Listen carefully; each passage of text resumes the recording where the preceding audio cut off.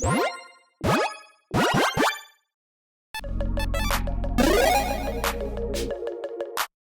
everyone, Mitch coming in from the Commander Score Studio. Welcome to the show. So on today's episode, I've got a deck so budget friendly, so deadly, it's gonna make your opponent's head spin. Let's jump into it.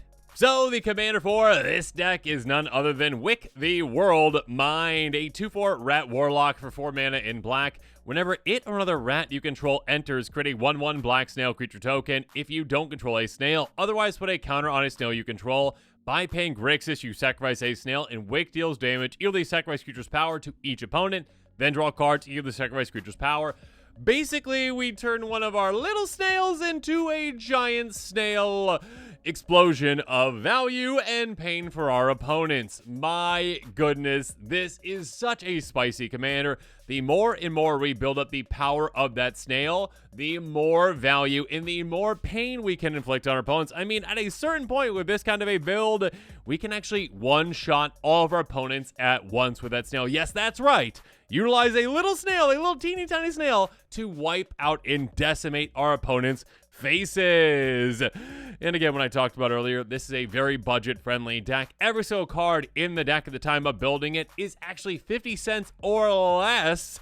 And yeah, according to Moxfield, the total price is just $15.37, not including shipping or basics, but you already have those, or you can get them in bulk. But yes, a very budget-friendly deck that is so spicy. Make sure you check out that deck list link below if you're interested in it. Now, with all that said, let's jump into the tactics to show how this deck works.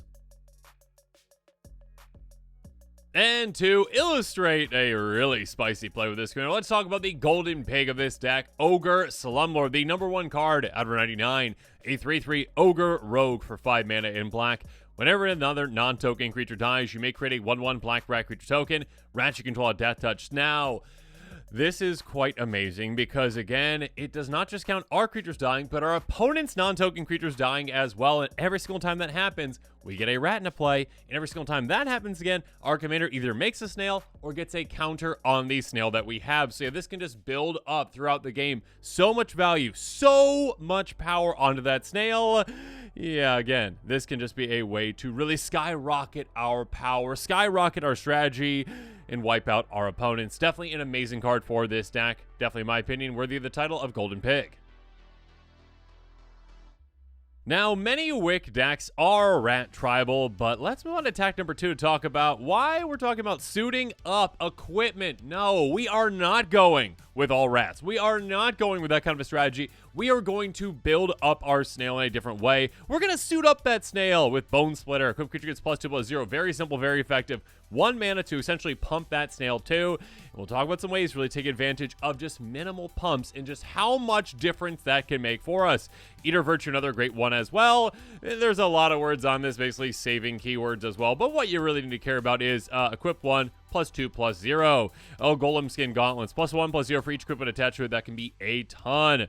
Oh, Naginata, power 3 or greater is the requirement. Yeah, we'll get to there with the snail. +3/+0 and Trample. And again, that Trample can be huge in getting damage through and winning in that way as well. Cranial Plating, +0 for each artifact we control. That can be absolutely massive for us. Again, not just counting our equipment, but all of our artifacts as well, including, yeah, Mana Rocks too. Rune Changer's Pike, counter instants and sorceries. First strike +X/+0, where X number of sorceries in our graveyard. This can be absolutely massive for us. The longer the game goes, the more power our creature's going to have. Thran Power Suit, +1 for each or an equipment attached to it, has Ward 2. So again, yet another way like Golem Skin Gauntlets to pump a ton, but also protect as well with that Ward 2. Transmogrids Crowd, +2/+0. Equip creature dies, draw a card. Just 1 to equip if it's a black mana, so that can be absolutely huge for us. Hand of Vecna, +X/+X until after X the number of cards in our hand. Beginning of combat, that's going to be the pump effect for that creature. That is absolutely huge because, yeah, we can build up quite the stash of cards throughout the game. Next up, Heirloom Blade. Very simple, very effective. +3/+1.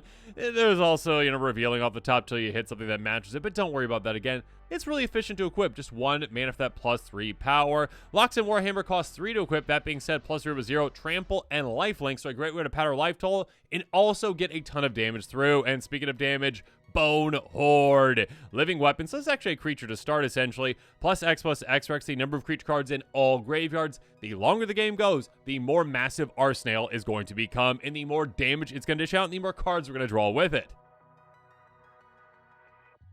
And speaking of damage, next up, let's move on to tactic number 3, Double Trouble. Talking about, well, doubling things up and double strike as well with Teamer Battle Rage. Double strike until end turn also gains trample if the creature's power is 4 or greater. This can be a great way to say, hey, Snail, go take out that player. Go hit them for a ton. But we also have a card like Unleash Fury, which works in a similar but different way. Double the power to our creature until end of turn, so it also doubles up the damage we're putting out with that creature, but also, again, with this deck specifically, doubling up that Snail's power is huge. Let's say, again, we've got some equipment on our Snail, it's got some counters on it, it's at 10 power. All of a sudden, we cast this for 2 mana, we're at 20 power now. That is so much more damage we're dishing out, that is so many more cards drawn when we choose to sacrifice that, and of course, there's ways to double even further, like Junk Jet. When it enters the battlefield, you get a junk token. By paying 3, you can sacrifice the artifact to double the equipped creature's power until end of turn. So we can double and double and double again. And all of a sudden, again, we can, very easily turn our Snail into a one-shot KO thanks to our commander. Fatal Frenzy. Until end of turn, target creature control gains trample, gets plus X+0. It works its power. Sacrifice end of turn. Again, that sacrifice is usually downside. Doesn't really matter with this kind of a deck because, again, that Snail, we're planning on sacrificing it anyways, so we might as well go out with a bang with it. Rush of Blood, very similar. Plus X+0 until after X is its power. Two-handed axe. We can either adventure it, well, we can do both. Give it double strike until end of turn, or equip it when a creature attacks, double its power until end of turn. Again, we can turn our, Snail into a one-shot very easily with this, and also turn it into just a time bomb waiting to go off with all that power. Psychosis Crawler hurts our opponents in a different way, though. Whenever we draw a card, each opponent loses 1 life. So again, we are dishing out basically double the damage thanks to this. Again, our commander says, okay, based on the power, damage to everyone. Again, let's say that's 20. Oh, and then, by the way, I just drew 20 cards. All of you get drained for 20 again. Also, this says power types. Each of whatever cards are hit, so this get hit for a ton as well. Ingress Marauders, though, finally a great human pirate for this stack. If a source you control deal damage to a permanent player, deals double that damage to that permanent player instead. Pretty obvious as to why this one is really good. Again, helps us in combat, helps us with our damage. We can really finish opponents off quickly with this. Next up, though, tactic number 4, power play. We've got more ways to take advantage of our Snail's massive power. Dying Wish is a great one. Enchant creature control. When it dies, target player loses X life, and you gain X life for X its power. Again, basically another way to say, you know what? Let's have an extra instance of that power drain now. Yeah, I already dealt all that damage to you, but now on top of that, you're also losing more life, and I gained a ton of life too.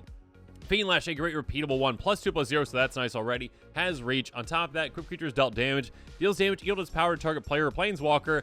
Your opponent's going to have a really hard time blocking that Snail now, because if they do, they're going to be punished a ton for it, or swinging into it, of course. Yeah, good luck to them with that. Essence Harvest, target player loses X life, you gain X life for XC Grace, power among creatures you control. So even when our Snail is in play, it can be punching opponents. Speed of which, Soul's Fire, instant speed. Target creature control deals damage equals power to any target. Take anything out essentially with our Snail's massive power. Gravitic Punch, punch twice with it. Target creature control deals damage equals power to target player. Jumpstart it to do it again. So a great finisher for us. Stalking Vengeance, yet another great way to punish our opponents on the way out with our Snail. Whenever another creature control dies, deals damage equal to its power to target player or planeswalker. Again, really taking advantage of our Snail's massive amount of power that we're going to build up to it. Moving on to tactic number 5, Do You Mind? Yeah, we're going to throw some wrench into our opponent's plans as well, and also ensure that we're getting damage through with our Snail. Alchemist Retrieval. We can either pay 1 mana to bounce one of our permanents back to our hand, or 2 mana to bounce an opponent's. Depart the Realm. Again, 2 mana, bounce something, or 4 help for a single blue mana. Geist Wave. 2 mana, bounce any non-land permanent. If we control that permanent, we draw a card. Run away together. Choose 2 creatures controlled by different players. Both of them get bounced. You come to a river. With 2 mana to bounce target non-land permanent back to source hand. Or, yeah, one of our creatures gets +1/+0 and can't be blocked this turn. That is absolutely massive. Again, making our Snail unblockable can be game ending.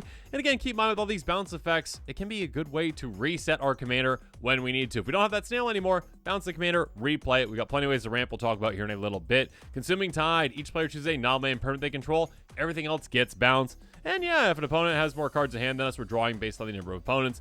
5 mana, Aether Gale, bounce 6 non-land permanents. This is huge. Brawl's Expertise, cast something for free. 5 mana, bounce 3 artifacts and or creatures. Cast a spell with mana value 4 or less from your hand. Then there's Perplexing Task. Choose 1, return all tokens to his hands, return all non-token creatures to his hands. This can be a great way to say, okay, let's reset the board. All the creatures are gone except for my massive Snail, and it's swinging through at you. And then finally, Drachneon.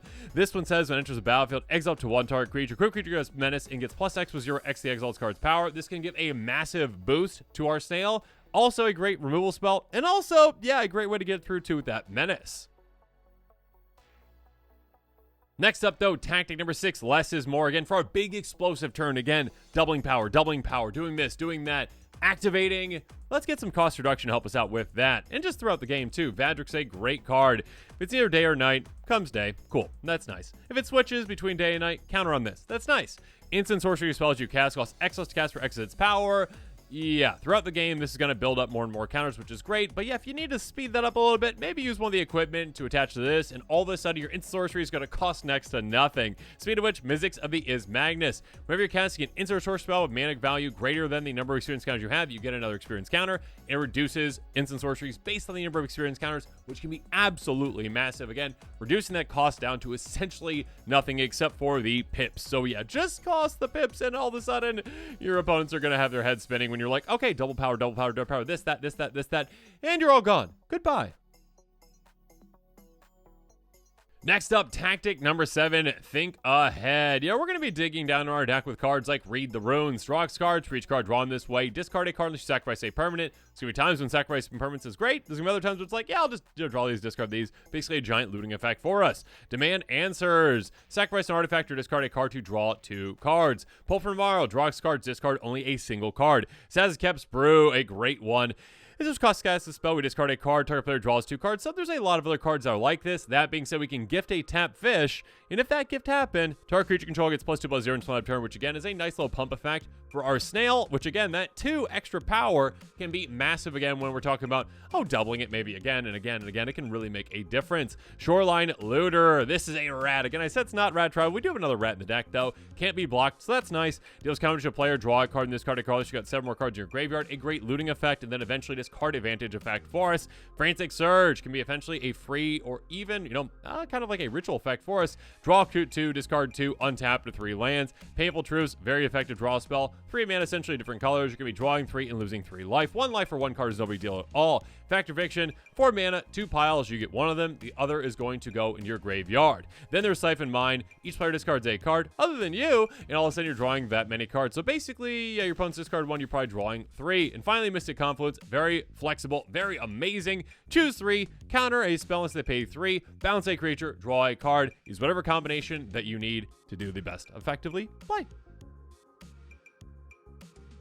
Next up, though, tactic number 8, ramp it up, and ramp it up we shall. First up, there's Wayfarer's Bauble, pay 2 taps, sacrifice, get a basic land, into play tap. Arcane Signet, cost 2 taps for any of our colors, very efficient, very effective. Charcoal Diamond, enters battlefield, tap, taps for a black. Same thing with Fire Diamond, but that taps for a red. Sky Diamond does the exact same thing, taps for a blue. Dimir Signet, of course, is going to help us filter our mana. Izzet Signet does the exact same thing, but for its colors. And Rakdos Signet, yeah, you get the pattern here, exact same thing, but for its colors as well. Iron Crag, taps for a cause. Whenever a legend creature is battlefield control, you can turn this into an equipment that gives +3/+3. And again, yeah, having a mana rock that can actually just pump our snail too can be pretty huge. Coalition Relic, taps for 1, or we can save up charge counters on it essentially, or a charge counter for the next turn for it to tap for a second one essentially. Decanter of Endless Water, having maximum hand size, that can be great for this deck again when you can just explode your snail and draw an absurd amount of cards. Let's hold on to those. Taps for 1. Sonic Screwdriver, another great utility mana rock. Pay 1 tap on a target artifact, pay 2 tap, scry 1, pay 3 tap, make a creature unblockable. Again, making that snail unblockable can be game ending.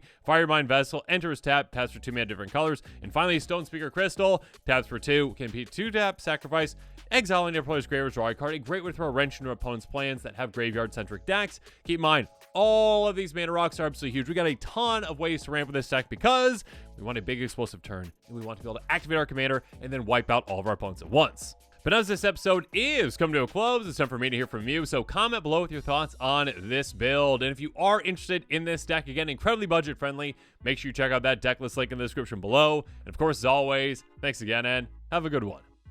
This show and episodes like this one are possible thanks to viewers like you. If you're looking for an easy way to help support this show, make sure that you like, share, and subscribe. Also, hit that bell notification icon so you don't miss any new episodes. You can also go check out our playmats and other merchandise at thecommandersquarters.com. We also have a ton of brand new t-shirt designs in stock, so make sure you check out those as well. Another easy way to support this show is with our TCG player affiliate links. So whether you're buying a deck or individual cards, you can use this general link right here or one in the description. And the final way that you can support this show is by supporting us directly by becoming a patron. There are many benefits to being a patron, and I truly couldn't do this without all of their support.